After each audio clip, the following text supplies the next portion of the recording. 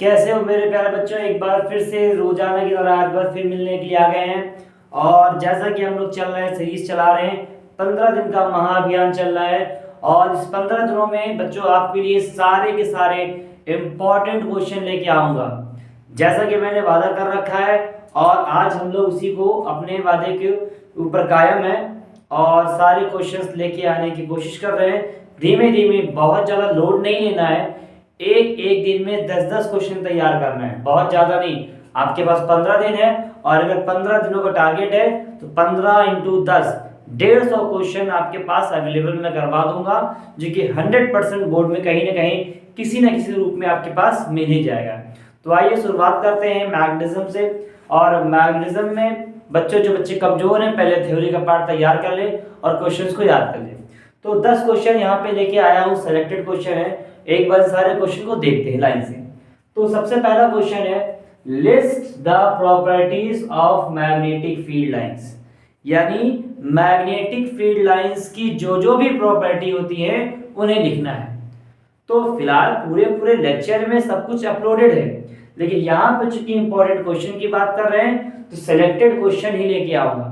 तो जैसे कि पहला क्वेश्चन क्या है कि मैग्नेटिक फील्ड लाइंस को बताना है कि उसकी क्या क्या प्रॉपर्टी होती है। पहली प्रॉपर्टी, कभी भी दो मैग्नेटिक फील्ड लाइंस आपस में इंटरसेक्ट नहीं करती हैं। पहला पॉइंट हो गया। दूसरा, जो मैग्नेटिक फील्ड लाइंस होती हैं वो किसी भी मैग्नेट के नॉर्थ पोल से निकलती हैं और साउथ में जाके खत्म हो जाती हैं। मतलब नॉर्थ से निकलती हैं और साउथ में इंसर्ट हो जाती हैं। लगातार ये चलती रहती है मैग्नेट के बाहर, और मैग्नेट के अंदर क्या होता है, साउथ से नॉर्थ चलती है।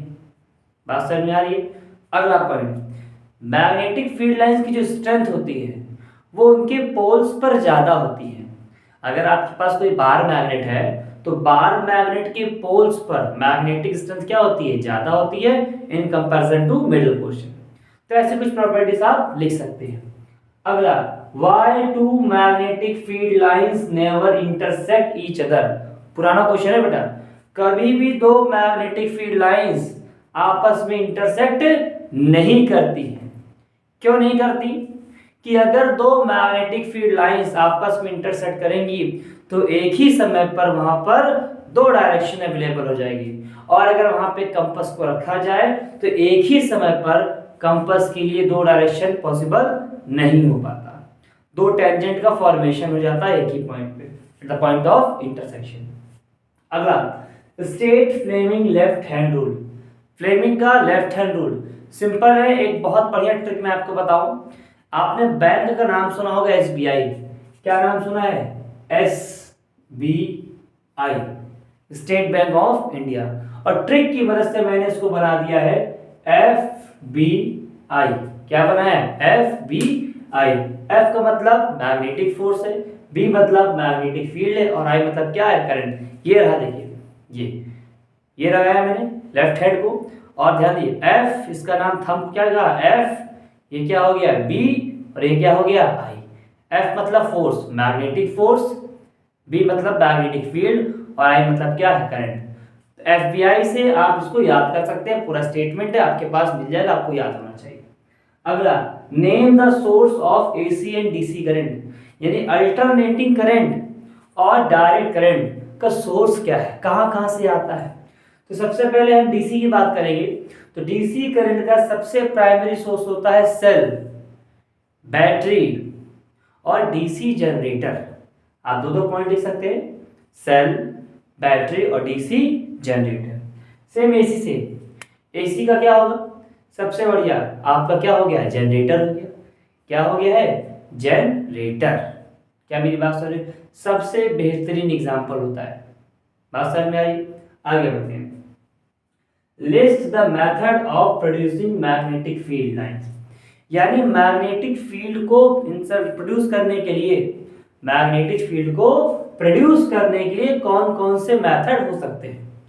पहला method, a current carrying wire. यानी तार हो और उसके अंदर करंट जा रहा हो। किसी भी वायर के अंदर अगर करंट जाता है तो उसके आसपास एक मैग्नेटिक फील्ड बन जाती है। पहला पॉइंट। दूसरा, खुद एक मैग्नेट बताइए। एक अगर मैग्नेट है तो उसके आसपास क्या होगी? मैग्नेटिक फील्ड तो रहेगी। और तीसरा सबसे बेहतरीन सोलेनॉइड, क्या है बेटा? सोलेनॉइड। जैसे ही सोलेनॉइड में आप सोलेनॉइड को आप सर्किट में जोड़ते हैं और उसके अंदर करंट को भेजते हैं, अपने आप सोलेनॉइड के आसपास एक मैग्नेटिक फील्ड बन जाती है। इलेक्ट्रोमैग्नेट सेम है, इलेक्ट्रोमैग्नेट समझ आना चाहिए। इलेक्ट्रोमैग्नेट क्या होता है? अब इलेक्ट्रोमैग्नेट में बहुत सारी चीजें हैं। हाउ इलेक्ट्रोमैग्नेट फॉर्म, इलेक्ट्रोमैग्नेट बनता कैसे है, इलेक्ट्रोमैग्नेट काम कैसे कर सकता है, ये सारी चीज आपको मालूम होना चाहिए। अगला फ्यूज, फ्यूज क्या होता है? बार बार बताया जा चुका है। Fuse is a safety device which is used to protect from short circuit and overloading. Fuse क्या है? एक सेफ्टी डिवाइस होता है जो कि आपको शॉर्ट सर्किट से और ओवरलोडिंग से बचाता है। अगला अर्थिंग, अर्थिंग क्या होती है? अर्थिंग मतलब होता है शेयरिंग ऑफ चार्ज विद अर्थ। जब आप चार्ज को शेयर करते हैं किसके साथ? अर्थ के साथ, उसे क्या कहते हैं? अर्थिंग। ये भी फॉर सेफ्टी पर्पस इस्तेमाल किया जाता है। जितने भी हैवी इलेक्ट्रिकल इक्विपमेंट होते हैं हैवी, वो सब अर्थिंग यहाँ पे दी जाती है, सबको अर्थिंग। अगला advantage of AC over DC, बहुत बेहतरीन सा प्यारा सा क्वेश्चन है कि एसी की ऐसी कौन कौन सी खासियत है in comparison to DC.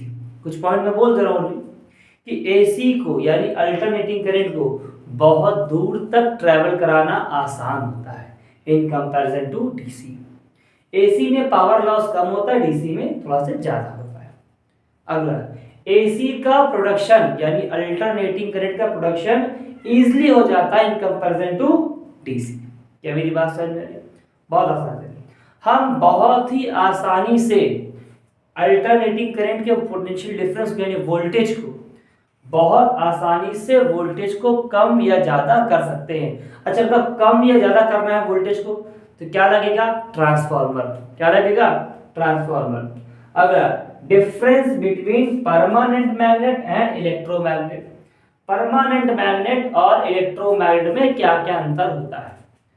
Permanent magnet के जो पोल्स होते हैं यानी नॉर्थ और साउथ वो फिक्स्ड होते हैं, और इलेक्ट्रोमैग्नेट की पोलैरिटी को हम चेंज कर सकते हैं अपने अनुसार, नॉर्थ को साउथ, साउथ को नॉर्थ चेंज किया जा सकता है। इलेक्ट्रोमैग्नेट की स्ट्रेंथ को बड़ी ही आसानी से ज्यादा कर सकते हैं, कम कर सकते हैं। तरीके होते हैं बाय इंक्रीजिंग और decreasing the number of turn, by increasing और decreasing the value of current. क्या मेरी बात समझ में? इलेक्ट्रोमैग्नेट में जब हम चाहेंगे तब मैग्नेटिक फील्ड बनेगी, जब नहीं चाहेंगे तो नहीं बनेगी। क्यों? आप स्विच को ऑन कर दोगे तो ये मैग्नेटिक फील्ड प्रोड्यूस करने लगेगा, नहीं करोगे तो बंद रहेगा। तो ये सारे आपके पास 10 क्वेश्चन हैं, और ईमानदारी से जो जो बच्चा तैयारी कर रहा है, मेरे वीडियो को देख रहा है, ईमानदारी से डे 1 डालिए। 10 क्वेश्चन आपके पास है, 10 के आंसर लिखिए। अब इसको याद करके लिखिए, देख कर लिखिए, लेकिन लिखिए और कई बार लिखिए जब तक याद ना हो जाए। बेटा करना तो पड़ेगा, दूसरा ऑप्शन है ही नहीं। अब इससे आसान तो हो ही नहीं सकता कि मैं आपको सीधे क्वेश्चन बता रहा हूं। तो इसके आंसर्स निकालिए, आंसर लीजिए। आप मेरे वीडियो में जाके वहां पे पढ़ भी सकते हैं, लिंक आपके पास पड़ा हुआ है, प्लेलिस्ट में वीडियो अवेलेबल है, वहां जाइए, वहां से थ्योरी पढ़िए, इसके आंसर जो मैंने बताए थोड़ा और डिटेल में आंसर लिखिए। और अगर आप चाहते हैं कि मैं आपका आंसर चेक करूं तो बेहिचक आप आंसर लिख के आंसर का स्क्रीनशॉट मेरे इंस्टाग्राम आईडी पर भेज सकते हैं। मैं डेफिनेटली उन आंसर्स को चेक करूंगा और चेक करके आपको रिव्यू और फीडबैक जरूर दूंगा। इंस्टाग्राम की आईडी भी आपको पता है, चैनल पे आप देख ही रहे हैं, तो तुरंत आप इसका आंसर लिखिए और उससे फीडबैक आप इसका ले सकते हैं। ऐसे लगातार पर डे आप जुड़े रहिए। 10-10 क्वेश्चन लेके आऊंगा, लेकिन रोज ही लेके आऊंगा। और ये 10-10 क्वेश्चन अगर आपने 15 दिन तैयार कर लिए तो विश्वास मानिए आप आराम से बहुत बेहतरीन नंबर से पास करेंगे। तो ऐसे ही जुड़े रहिए और बोर्ड की तैयारी में लगे रहिए। जय हिंद, जय भारत।